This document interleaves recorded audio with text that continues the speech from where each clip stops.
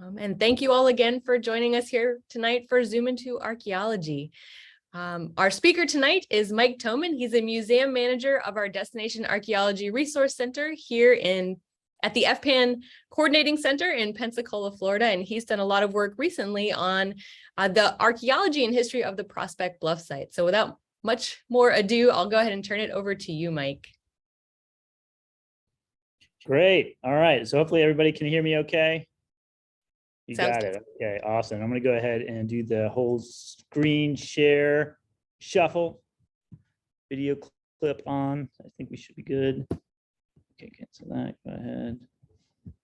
And well, play from the start. And then I got to do that. Okay, are we good? We can see. Oh, okay. There we go. Perfect. We were seeing your notes screen for a second there. Sorry. Oh, no notes for this one. So you get what you get with this. But yeah, I appreciate everyone who's online and here in person right now. As Nicole said, I'm Mike Thomin. I'm a research associate with the University of West Florida. And I was actually trained, my background, my training, I was trained as a historian. Both my undergrad and my master's degree are in history, but I've been doing public archaeology for almost 16 years now professionally, so quite a long time, mostly in museum work. But I'm happy to give this talk. This is, like Nicole said, based on one of our most recent exhibit that we have on display at our Destination Archaeology Resource Center, which is located in downtown Pensacola, 207 East Main Street. This exhibit, it's open Monday through Saturday from 10 a.m. to 4 p.m. So I encourage everybody to come check it out, and we will have it on display here until November. That's when it has to, artifacts have to go back to the U.S. Forest Service, but we're very hopeful that this exhibit will continue to be on display over in Apalachicola, which is the area where we're going to talk about. So today I'm really going to talk about a very short period of time. I'm just talking about a couple years that occurred from about 1814 to about 1816, 1817.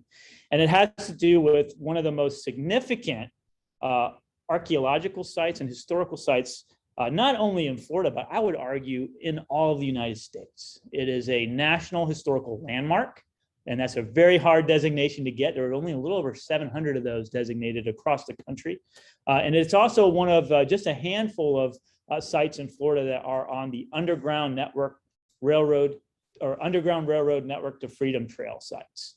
And so it is the location of the largest free Black community in what is now the continental United States. And so when I say continental United States, that means we're not including any of the US territories. So we're just talking about the lower 48. But so what we're going to do is we're going to talk a little bit about the history of the site, how it came to be, what happened to it, but also the archaeology that has been conducted there so far. And we're going to highlight throughout this talk a number of artifacts that were recovered archaeologically from the site, mostly from the 1960s. There really hasn't been any major excavations since the 1960s of that site. And we'll talk about why that is. Oh.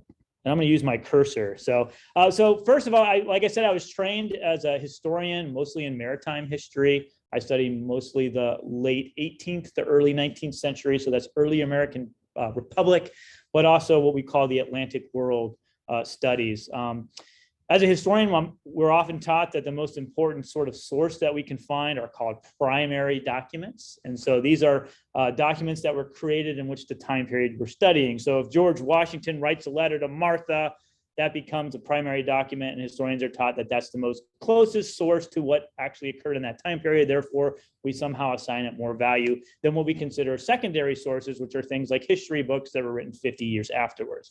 So but in my career as a public archaeologist and working with archaeologists for almost 2 decades now, what I've come to find is that, in fact, archaeology and the material remains that these people in the past leave behind are just not only just as important as the primary documents, but possibly even more important. And that's for a very simple reason, and that is because the historical record is oftentimes biased, especially in this case. That we have a huge amount of documentation from the British, from the Spanish, from the American officials, but these were mostly people that left behind records that didn't want this community there. We have very few records of the people who actually lived at this site over 200 years ago, and that's where archaeology can really help us learn what the daily life lives for these people was actually like. So archaeology, in the simplest terms, is just a study of human culture through material remains, and those material remains we call artifacts. It's anything someone made or used to do something with. And so the archaeology of the site is significant, and it has the potential to answer a lot of questions that we still don't quite understand all this time, even though a lot has been written about it.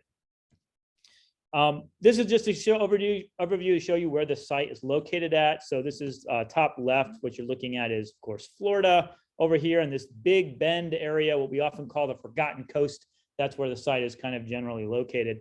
Down at the lower left, you'll see more specific with that little drop mark right there. That is a location of the site that we're talking about, known today as Prospect Bluff Historic Sites. On the right, you're looking at a map from approximately 1816. This was drawn by Vicente Pintado, who was the royal surveyor for the Spanish crown, who was based out of Pensacola. A lot of maps from this time period are from Pintado. But you can see that this map here is Bahia de Apalachicola, or the Apalachicola Bay.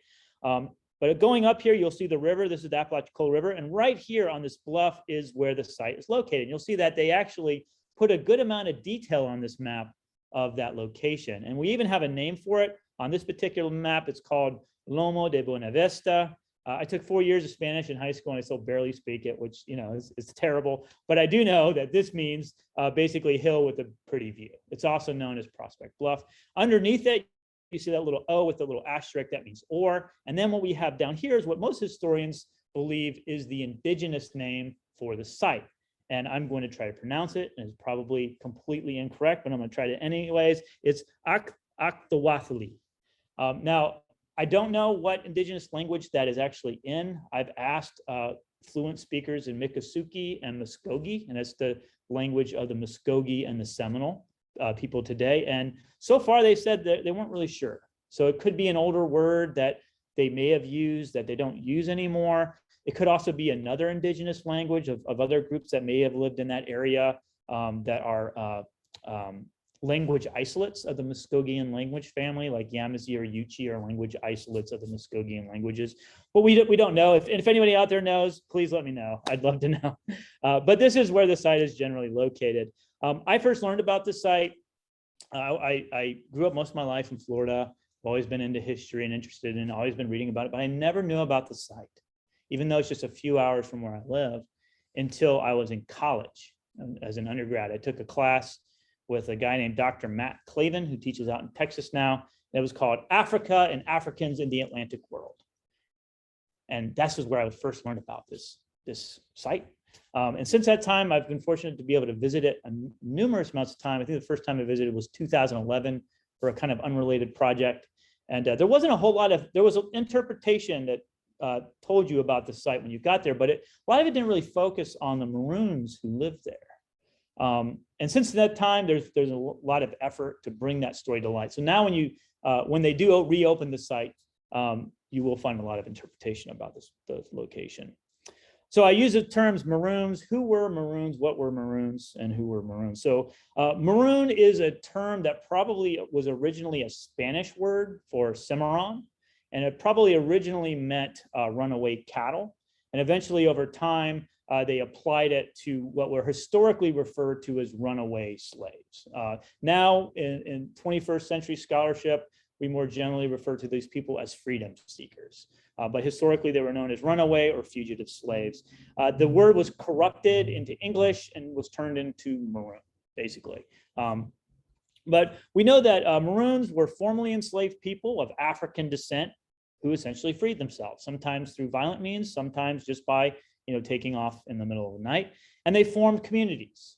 Maroon communities basically date from the very beginning of this transatlantic slave trade in the Americas. So from the very beginnings in the early 1500s, one of the first Maroon communities we know of in what's now the continental United States dates from the 1520s, 1526, probably off the coast of Georgia somewhere.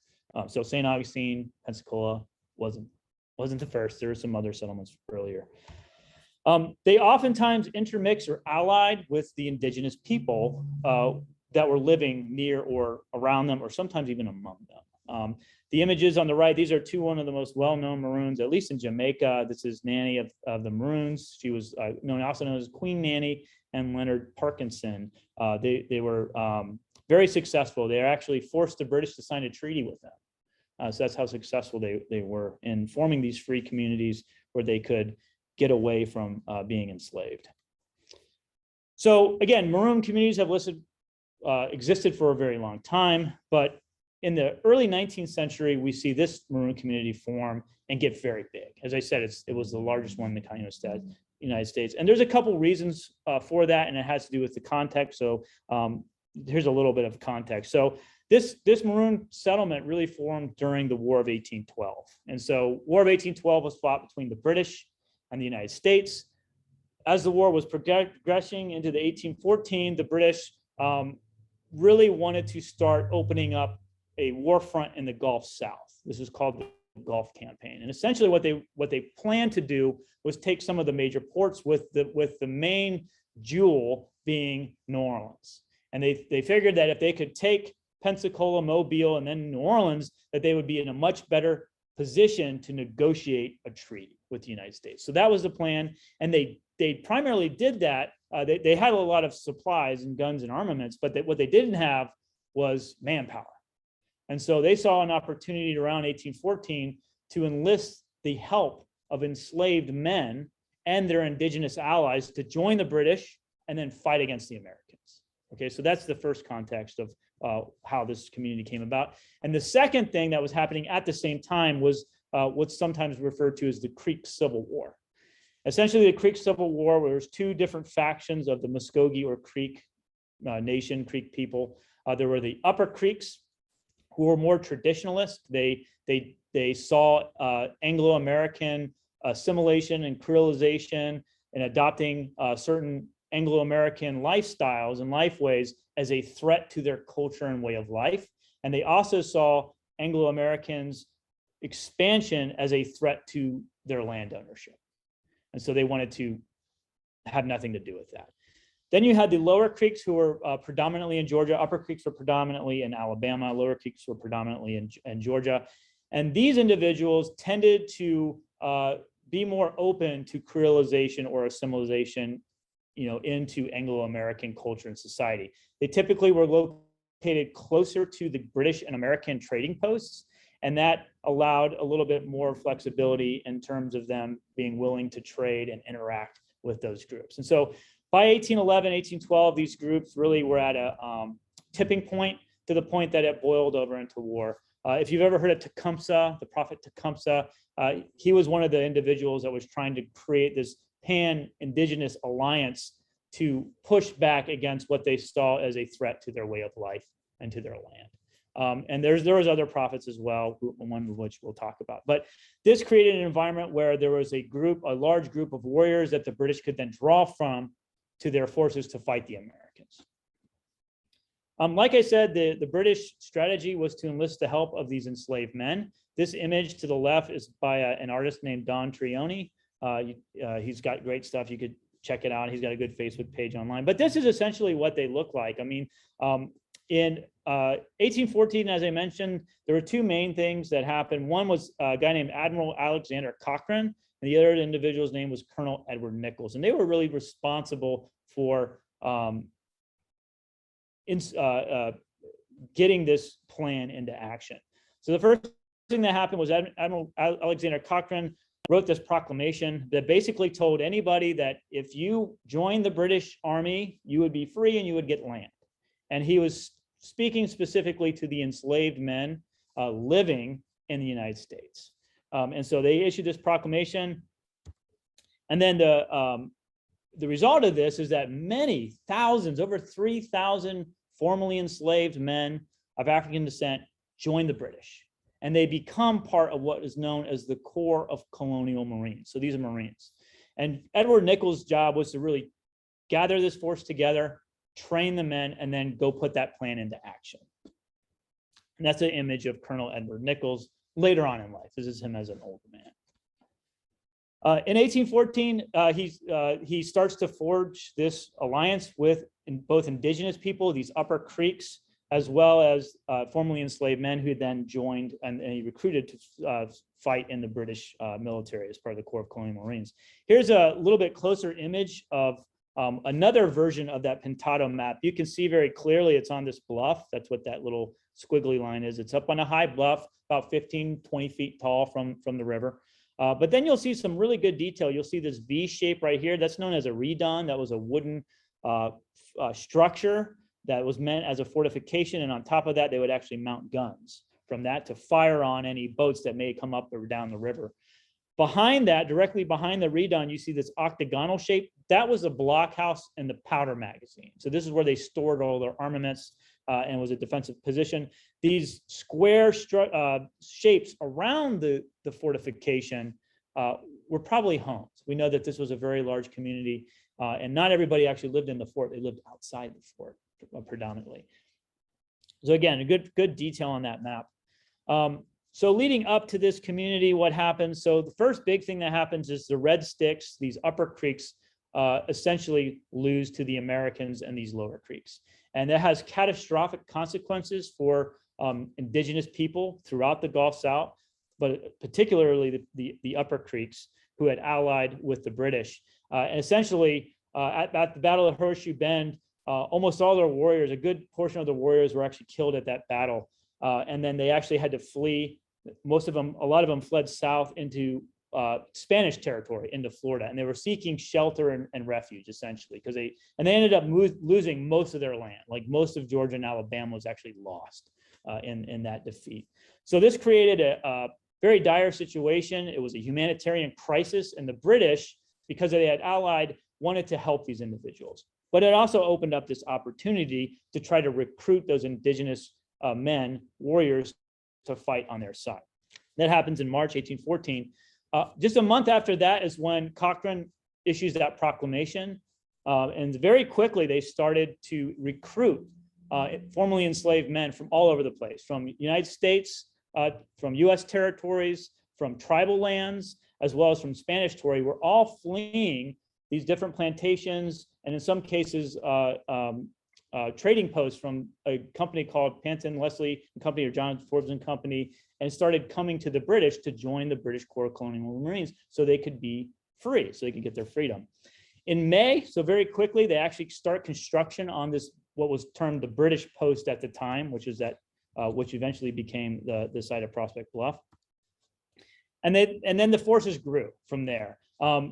By August, so just a couple months later, the British finally put their plan into action. So they went into Pensacola, which was owned by the Spanish at the time and controlled by the Spanish. Spanish basically allowed them to come in because they were worried about the Americans attacking Pensacola. So the Spanish welcomed the British in, essentially. British took over, and then they started recruiting there. So that's why a number of the people who ended up at the site of Prospect Bluff, in fact, over 100 of these formerly enslaved people were originally from Pensacola, because a lot of the recruiting took place there. In just a few months after that, in August, the British tried to take Mobile, and they ultimately failed at doing that. So the plan to take Pensacola was successful, but when they moved into Mobile, it was a failure, and they were forced to come back to Pensacola. It's at that time that Andrew Jackson, who was a general at the time, decides that he needs to take out the British forces at Pensacola. So that results in what's called the Battle of Pensacola. He comes in with thousands of soldiers. The British knew they didn't really stand much of a chance against such a large force. So they basically blew up the fortification they were in, and then they took all the people back with them to the site of Prospect Bluff.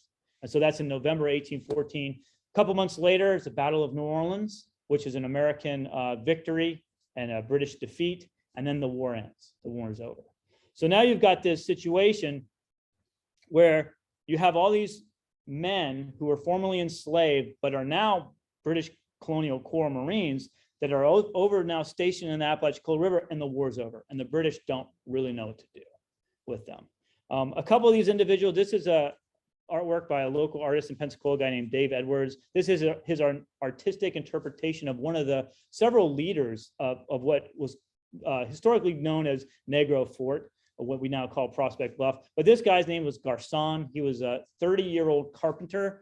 He was enslaved by a Spanish citizen named Don Marino. He was probably married and he probably had a child, but he became a sergeant in the Colonial Corps Marines. And he joined in Pensacola when the British were there. And then he later goes to the site of Prospect Bluff. Another individual that was very critical in this was, this is one of the Red Sticks or Upper Creeks. This is Prophet Josiah Francis. Again, he was really a critical person in getting his Upper Creek warriors to join the British forces and help to build the site at Prospect Bluff, the fort at Prospect Bluff. And this is another man. His name is Abraham. He was probably at one point, we know he's enslaved by the John Forbes Company, which was one of the largest trading merchant companies with indigenous people in the South, in the Gulf South. He was originally a shipwright, so he helped to build and repair vessels, which John Forbes and Company relied heavily on ships for their trade, so the coastal trade, as well as shipping their goods back across the Atlantic. At one point, too, he may have been enslaved by a guy, another Pensacola citizen named Don Eugenio Sierra, and he's actually buried at St. Michael's Cemetery locally. But he became another really important figure and a leader of the site of Prospect Bluff. So the British don't know really what to do with these people. We have, our numbers kind of vary over time, but there's probably close to 700 to 800 individuals, families living at the site of Prospect Bluff, as well as communities up 50 miles up and down the river. So there was a very large group of people living there at this time. The British are forced to evacuate some of these individuals. They actually are able to evacuate some of these formerly enslaved people because they owe that to them and they owe them their freedom. Several of these people end up in Trinidad and Nova Scotia, but unfortunately they weren't able to get everybody out in time. So about 300 people remained behind that they were not able to evacuate in 1815. And so they remained there. This is the site of Prospect Bluff. This is looking from where the fort was located out at the river. This image on the right is a piece of featherware, pretty typical British plate or ceramics from this time period. We know one thing the British did do, because they weren't able to evacuate everybody in time, is that they wanted to make sure they were heavily supplied, not only with armaments, but as well as food and other sorts of tools and implements that they would need to have a permanent presence there. So they wanted to Edward Nichols really wanted to make sure that they would be able to defend themselves if possible. This community just grew over time. So word got out that if enslaved people could make it to this place, that it was a sanctuary, that you had very highly trained and skilled soldiers who were there that could defend their freedom. And so people came from all over to get their freedom to this place. And of course, to the to the Americans and to the Spanish, that was intolerable. They were deathly afraid of having this large free Black community that was a sanctuary for enslaved people that could then leave these slaveholders' lands and get their freedom. So they wanted to get rid of this as soon as possible. But it really did thrive. The community thrived for a couple years. In terms of what the fortification looked like, we know it changed over time. It's not something that they just built once and then never bothered to add on to it all. It did change over time. So we do have some good historical descriptions. This is one by this individual named Ned. You'll see it's listed as a free man of color. Apparently he was once at this site of Prospect Bluff, but for whatever reason he left, and he gave intelligence to the United States. Because again, the United States military officials were very concerned about this, and they wanted to get as much intelligence as possible. But he says in the letter, he says, Fort Apalachicola is situated on the east side of the river Apalachicola, about 60 miles before the junction of the Chattahoochee and Flint rivers. The walls of the fort are made of timber filled in with dirt and are about 13 feet through. The space within the walls is about 20 yards squared. And he also goes on to talk about Garcon and how he was drilling his soldiers every day. They were preparing, they knew it was going to happen, but they were preparing to defend their homes, what were now their homes. This is another artifact that was recovered from the site back in the 1960s. This is an axe head. The site of Prospect Bluff had a lot of trees, and they needed to use those trees to build this very large fortification. And again, I'll show you an image of what the outline of the fort actually looks like, and you'll see how large it is. This was a very well built, solid structure that was going to be really needed to protect themselves with. We also have statements from other witnesses from the historical records of how well they were actually armed. So this is a statement of Samuel Jervis. He says that among the articles delivered were of cannon 4 12-pounders. 12-pounders, that's the weight of the iron shot that was fired out of the cannon. It went by whatever that cannonball weighed. It weighed 12 pounds, so it's called a 12-pounder. 1 howitzer and 2 cohorns. Cohorns are basically mortars, so lobbing shells up that would explode. About 3,000 stand of small arms and near 3,000 barrels of powder and ball. So again, heavily armed to defend themselves. This is another artifact that was recovered from the site of Prospect Bluff in the 1960s. This is a bayonet, so this was attached to the end of a musket, or the front of the musket. This we know from the style that it's a brown bess musket, which was what the British supplied them with. We know they were supplying them with brown bess, and we know that from this style. So this dates right from the period of the Maroon occupation. So they're there for a year and a half. They're growing vegetables, they're raising their families. The community's getting larger and larger and larger as word gets out. But eventually the United States attacks it. And essentially what happened was General Jackson ordered General Gaines to instigate a conflict. So he basically said he wanted them to go into Spanish. Again, this is not American territory at the time. This is Spanish territory. So he wants the US forces to go and basically provoke a fight. And that way they would use it as a justification to destroy the fortification, with the goal really to re-enslave these people and try to force them back with the people who enslaved them. That was what they wanted to do. So he orders them.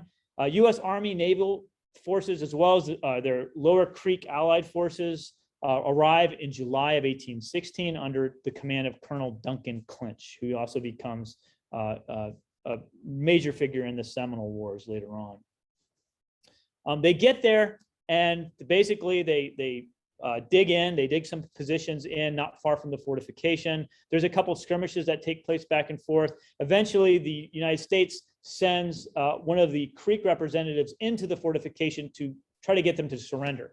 But Garson is the commander at this point, and Garson says no, because Garson knows that if they surrender, it means their liberty is done. And so he refuses. This image to the right, this is a digital reconstruction of what the fortification perhaps looked like. There's some lively debate among some historians and archaeologists whether this is accurate or not, but nonetheless, it is there. You can actually view this virtual recreation online if you want to. But Garson basically said, no, he's not going to do that. And then in response, they fired some cannons at them, and he raised the British ensign and a red flag. So the British ensign, they were at this point, they were British Colonial Corps Marines. They were British Marines. And so that's what they were identifying with, saying that this is sovereign land.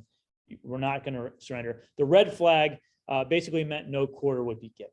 So they're not going to surrender, and they're not going to take any captives. Shortly after that, finally, the army decides that basically they fight them for a week, which is really amazing because there's only a little over 300 people in the fortification at this point, and only about 100 of those are men that can fight. So the fact that you have 100 men fighting off hundreds of other forces attacking them for a week is pretty remarkable, I think. But eventually, the United States sends in gunboats to attack it from the water. Gunboats 149 and 154 ascend the Apalachicola River. Number 154 is under command of a guy named Captain Jarvis Loomis. And basically what happens is they are about a mile away from the fortification. They heat some of that solid shot in a stove to get it really hot, and they start firing it at the fort. This, by a chance of kind of luck, the hot shot lands into the powder magazine where all those black powder kegs are stored, and the result was catastrophic. It killed almost everyone inside that fortification and wounded most of the survivors. Again, we're talking about men, women, and children, both people of African descent, as well as Indigenous people who were fighting to protect what they had left. So in an instant, this battle was over. One of the pieces of evidence that we see at the site was this. This is probably a barrel loop to one of those powder kegs. And you can see how badly twisted it is. And some of these artifacts that they actually found the British broad arrow engraved on them. And that was an indication that it was property of the King of England. So we know that these were from the site of Prospect Bluff, from the Maroon community. There was another eyewitness there from the American side. This is a guy named Dr. Marcus C. Buck. He was a surgeon for the 4th Regiment of Infantry. He actually just recently transferred to this particular regiment, but he was there for this explosion with the 4th Army. And he was the one of the many people who had to go in and try to give aid to some of these people who had horrible wounds. Many of them did not survive. But he actually describes the scene, but he says, "You cannot conceive, nor I describe the horrors of the scene." So, I put this out there because it's important to note that this site, the entire site, is really a burial ground, and it is sacred. It is sacred to the living descendants, as is, both from the people of African descent as well as Indigenous people. It is a sacred site. We also have other documentation. A lot of the information that we have about this particular battle mostly comes from the Army and Navy. So they had to write after action reports to like the Secretary of the Navy or the Secretary of War. And so most of our information about what happens comes from those documents. And again, they aren't biased documents. But Colonel Daniel Patterson says the English Union Jack and red or bloody flags under which they committed their unprovoked hostilities. So we know that's not true. This was completely provoked. The U.S.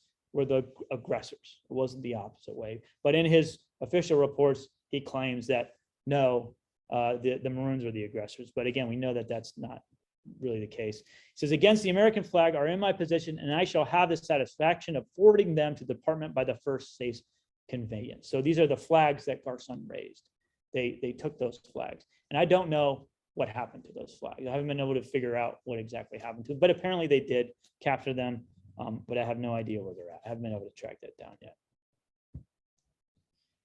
So after that, again, most of the people were killed. There were some survivors, and they were apprehended, and some of them were executed. A number of them were taken back to some of the U.S. fortifications and then re-enslaved. But with that said, there were a number of survivors who were able to flee before the battle happened. And that's probably because some of the leaders knew what was coming through their networks of information. And so they were able to get some of those people out and find safe haven among some of the Seminole villages that were near the Swanee River. And so, so there were other Maroon communities now that were located along the Swanee River. After that happened, though, Jackson kept attacking these settlements and pushing them further and further south, both the Seminole or Miccosukee settlements, as well as these free Black communities, pushing them further and further south until eventually some of them ended up down in the kind of Manatee River area, right along the Manatee River in what's now Sarasota. And that was a site that was known as Angola. And so that's kind of where some of them ended up at. After the explosion, the Americans actually built a fort right on top of the location of that earlier Maroon community and fortification. Jackson ordered James Gadsden to build a new fort. It was called Fort Gadsden after James Gadsden. And it was from this fortification where a number of campaigns were waged against the Seminoles during what some historians refer to as the First Seminole Wars. But the Seminole tribe really sees the Seminole War as one continuous, very long war. It was the longest war against United States against Indigenous people in U.S. history. It lasted over 50 years. That's how long they resisted. And of course, the Seminoles are still in Florida today because they resisted. But that fortification stays there until 1819 or so. And then again, that's kind of the end of the free Black settlement that was at the site of Prospect Bluff. So really quick with the archaeology. So the first excavations that took place in the site was back in the 1950s.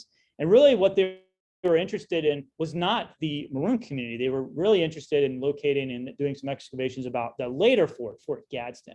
But when they started excavating, they started to find these British materials, British armaments, bullets, ceramics, other things that were British, not American. And so that's when they realized that actually there was this earlier Maroon settlement, Maroon community that was there. And this was really the first time anyone had excavated a Maroon site in the state of Florida. So by accident, they're essentially identifying this site. You can see on the top left, these are some of the musket balls that were recovered. The top right image is one of the earthworks. If you go to the site today, you'll actually still see a number of these earthworks that are still there, both from Fort Gadsden, the later American fort, as well as the Prospect Bluff fort. But you can see here, this photo is from the 1950s, and it was quite overgrown back then. Today, when you visit it, it's mostly cleared out. The next major excavations took place in the 1960s, 1961 to 1962. Basically, they dug 9 trenches all across the fortification. They were mostly, again, interested in Fort Gadsden, but 4 of those trenches they did put in areas where the earlier Maroon fort was located at. And they found lots of different artifacts. Most of the artifacts that I showed that are 3D models now are from that 1961, 1962 excavation. Another thing I did find in the trench was this. These are some of the timber beams from the fortification as well. So the wooden fortification is actually still preserved under the ground. It's still there to this day. And when we can see that on some remote sensing technology that we have. And then really since then, they hadn't done much archaeology at all. Wasn't until 2018 that they had to do some salvage archaeology. Of course, Hurricane Michael is a Category 5 storm, devastated the area of Panama City, but even 60 miles inland, including sites around the Apalachicola River, caused a lot of damage to archaeological sites. Essentially what happens is when these big storms come through, they push these large trees over, and these trees pull out all the roots and everything with it underground. And so when that happened at the site, they sent some archaeologists in to do some salvage archaeology. So basically they were screening the root mats of these trees to recover any of the artifacts that they could that were related to this fortification. And that featherware piece that I showed earlier is from that 2018 salvage work.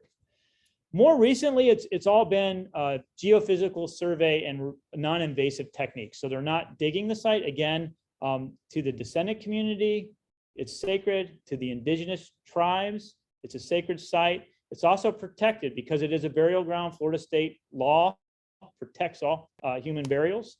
And so they don't want to do anything to disturb what's under the ground. But they have done some things like ground penetrating radar, which some people are probably familiar with.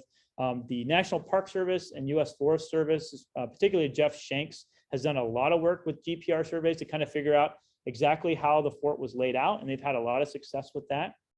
And it's basically able to tell underground if there's been any disturbances. And in this case, it's been really effective in figuring out exactly where these remains of these structures that were built are still located underground.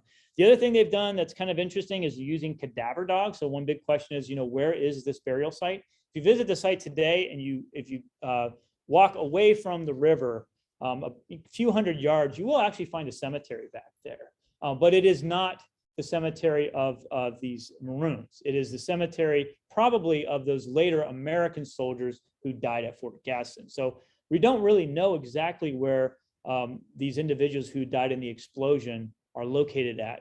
So they tried to use these cadaver dogs, and these dogs are actually trained to be able to scent human remains. And they've actually had really amazing success with these animals. They've been able to locate human remains that are thousands of years old using these dogs. But because of the nature of the explosion and probably the fact that human remains were probably scattered quite far and wide at the site, the dogs were not able to really find an exact area.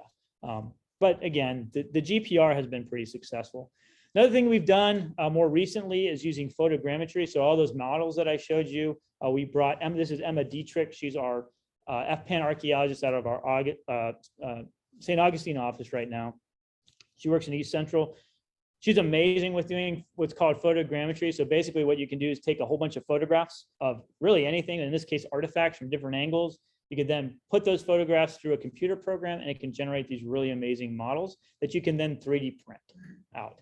This image that you're seeing right now is one of the artifacts that we created a 3D model of, or really Emma and Nicole Granon and Jeffrey Robinson.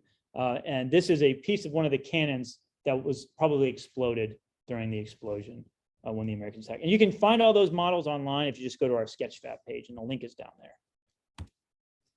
This is another 3D model. Again, you can visit, you can see all these online. And if you have a 3D printer, you can even print some of these out.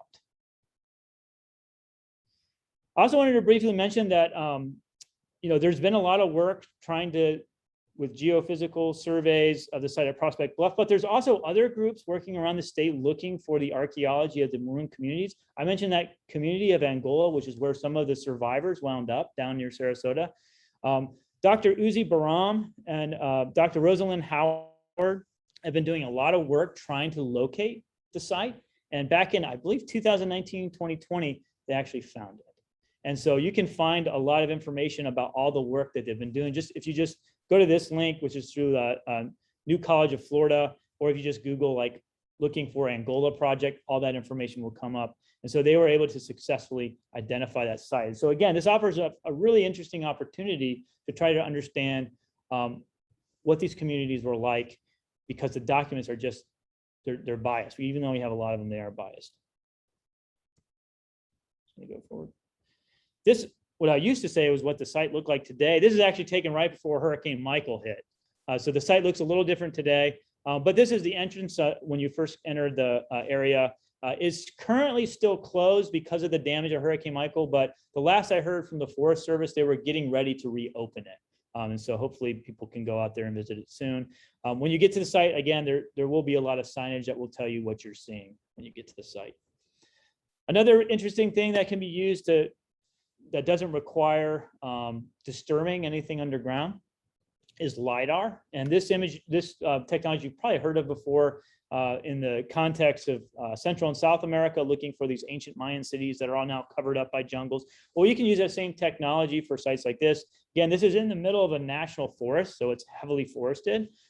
Here's a Google Earth shot. If you look really closely, you can kind of tell the outline just based on the vegetation. Oh. Looks like you guys think on, but you can see the outline here of the larger fortification. And when we look at that using LiDAR data, you can see it really clearly. And so here, this is the smaller Fort Gadsden that was built on top of it. And you can see the earlier Maroon fort of Prospect Bluff was much larger. You can see the outline of it right here. And you can still see this on the ground when you go there today. This big depression in the middle is where that blockhouse or the magazine was at. And that depression is from that explosion. And this is just it reoriented, so you're looking at it from the river from the other side. I did want to kind of end with what happened to some of these individuals that I mentioned. Garcon, as I mentioned, he was at the site, he resisted. He was injured during the explosion. He was then later interrogated and then executed at the site. We're not really sure what happened to his wife or his child. It's possible that she was forced back into slavery. The middle person, this is Prophet Josiah Francis. He actually ends up going to Great Britain to try to get a treaty with the British to help the Upper Creeks. He is unfortunately not successful in being able to do that. He returns back to Florida, and this is when the Seminole Wars take place. And so he joins that fight, but he is eventually also captured and he is executed. And he also has some children that survive. Abraham, he also does survive. He survives, but he goes on to become one of the most important figures throughout the Seminole Wars. He is not only an interpreter, but he becomes a well-respected chief and leader among the Seminole. And then he actually fights against Americans all the way up into the 1830s until finally removal happens in the 1830s. And this is a Trail of Tears when all these indigenous groups are forced out to go to Oklahoma. And he winds up going into Oklahoma as well. And he does live into old age. But he's even more respected by some Americans who refer to him as the Talleyrand. And Talleyrand was a very important French diplomat during the French Revolutionary War. So this guy was fluent in multiple languages and was a leader. but he does survive. We mentioned some of the people that went to Angola. Eventually, that community is also attacked. But eventually the British do send a ship to get some of the survivors, and they end up taking them to the Bahamas. And there's actually descendants of those people that were brought to the Bahamas and Trinidad that still live there to this day. There are still communities of descendants that are still there to this very day. And so, you know, what was interesting is more recently I came across this case, this court case of a guy named James Cook that I wanted to briefly mention. So James Cook, in 1829, he was kidnapped. So he was living in a community in an indigenous village along the Escambia River. He's eventually kidnapped because there's this woman named Euphalia Garcon who claims that she owns him, that she bought him. Well, somehow this guy, James Cook, is able to actually get word to the judge in West Florida that he's been kidnapped and that he's a free man and his right of habeas corpus has been violated. And so he demands that, you know, the judge look at this case. And so the judge does actually look at this case. And all these witnesses come forward. And I won't read through all of them, but basically all the witnesses say the same thing. They say, well, actually, this guy's name is Joe Cook. I've known him for years. We know that he had joined the Colonial Corps Marines and he's a freeman. He has 6 different witnesses come forward, including Peter Alba, who was the mayor of Pensacola, including 2 enslaved people who actually testified on his behalf. And the judge actually ruled in his favor. And he was, they recognize that, yes, he is a free man.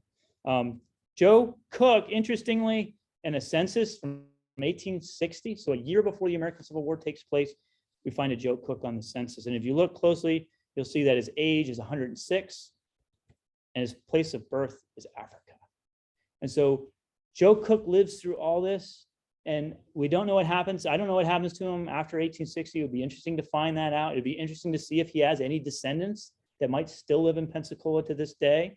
But he's going through all this hardship, fighting for his freedom continuously.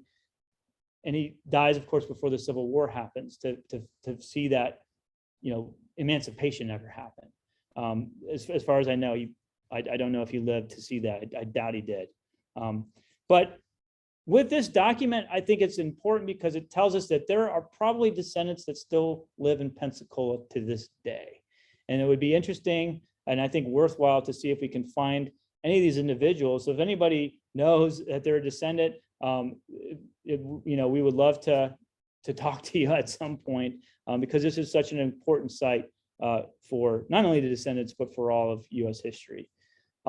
As I mentioned, we have this exhibit on display at our Destination Archaeology Resource Center until November. We also have an online version of it, so you can find a lot of this information as well as those models online if you go to that link. If you want to learn more, there's tons of books out there about this particular site and the history of this particular story. There's lots of academic articles as well that you can find. There's a lot of those, there's paywalls behind those, but I would recommend any of these books. They're all great. So if you want a place to start, if you want to learn more, these are good sources to go to. And I leaned heavily on most of these for what I'm telling you right now. And of course, so many people to acknowledge. I won't list everybody, and I hope I didn't leave anybody out. But there is so much potential to learn more about these people's lives. And hopefully we'll see some more research taking place out there sometime soon. So I'm happy to take any questions at this point. If you like this program, if you want to do other trainings or workshops that we have statewide, we have lots of ways for you to actually get involved in archaeology. You can just go to our website. You can follow us on social media to find that information. But I'm happy to take any questions and try to answer them if I can. But thank you. Thank you for listening. Just from the audience too are welcome too, if you got it. I know I covered a lot. And sometimes it takes time for people to type too. So, you guys have any questions? I just wanted to clarify. So one of the reasons why they haven't done more archaeology out there is because it's seen as a burial place. Is that Yeah, no, yeah, absolutely. That's what Park Service and the Forest Service have expressed to me, that of course, because of the tragic events that took place there are definitely human remains there, and all human remains are protected under state law. And of course, there's a long history of misuse and abuse of African burial ground, African American burial grounds, as well as indigenous burial sites. So there's a lot of sensitivity there, understandably. So yeah, that's primarily why. I know that there has been some concerns with looting in the past of that site. So the Forest Service, who manages and owns that land, they watch it very carefully. As far as I know, there hasn't been any reports recently of any sort of looting or anything like that taking place. But that is an important thing to consider anytime any archaeology is done, is not only whether or not you're going to encounter human remains just because of the laws that protect them, but because of all the cultural trauma that has happened in the past when you come across human remains like that. So, and there's also, it's really important that any of these descendants are consulted with if they're going to disturb any of the grounds, both the indigenous as well as descendants who we know are alive. And a lot of research has been done with some of those descendants who currently live in the Bahamas. Dr. Rosalind Howard, actually, that's where most of her work was, doing oral histories and research on those descendants down there. But yeah, good question. So the remote sensing is the way to go with this right now, for sure. And there's a lot of potential still there for remote sensing. And the National Park Service has done a lot of that, as I mentioned, with GPR. And one question has always been, what did the fort look like? Because different historical accounts describe different things. And so it's like, which one is right? And what they're finding is probably they're all sort of right based on the GPR data, because essentially what you're having is people describing the fortification at different points in time. So, if you build a house, when someone's first building a house, the first thing you'll see is maybe a foundation and nothing else. So if someone visits it and says, oh, there's just a foundation there, right? It doesn't mean nothing's built after that, right? And then another person comes by a few months later and it's like, oh, it's got the frames up, and they describe something totally different. And that's probably what you're seeing in the historical record. And that's reflected in what they're finding with the GPR. So you can learn a lot without having to dig.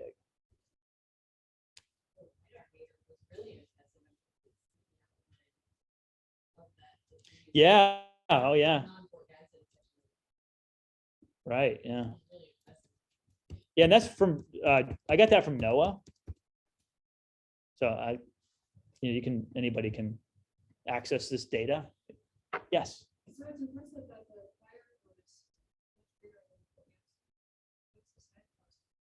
was Right here. I mean, it's substantially larger. I don't know an exact amount, but I mean, this is like the Fort Gaston looks as it's about a quarter of the size.